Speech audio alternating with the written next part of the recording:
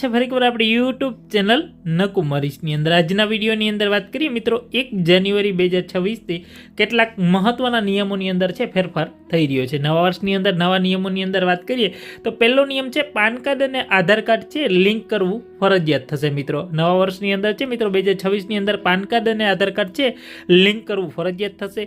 ત્યારબાદ મિત્રો બેંક અને યુપીઆઈ ટ્રાન્ઝેક્શન માટે છે કેવાયસીનો નિયમ છે કડક થશે મિત્રો। બેંક અને યુપીઆઈ ટ્રાન્ઝેક્શન માટે કેવાયસીનો નિયમ કડક થશે। ત્યારબાદ આગળ વધીએ મિત્રો મોટા નાણાકીય વ્યવહારો પર છે મિત્રો તંત્રની કડક નજર રહેશે મિત્રો। ત્યારબાદ મિત્રો ટેક્સ અને આઈટીઆરના નિયમોની અંદર પણ ફેરફાર છે થઈ શકશે મિત્રો।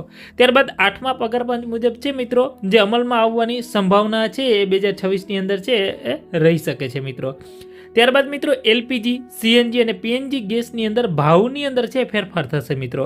જે આપણે રાંધણ ગેસ આવે છે સીએનજી છે મિત્રો પીએનજી ગેસ છે જેની અંદર ફેરફાર છે જોવા મળશે।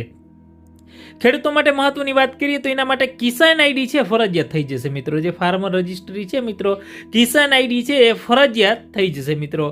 અન્યથા તમારે જે સહાય છે મિત્રો 2,000 આપતા આવે છે એ પણ આવશે નહીં મિત્રો। એ અગત્યની છે। પાક વીમા યોજનાના નિયમોની અંદર છે હવે સુધારો થઈ શકશે એ પણ એક મહત્વની અપડેટ છે મિત્રો। સરકારી સ્કૂલોમાં ડિજિટલ હાજરી શરૂ થશે।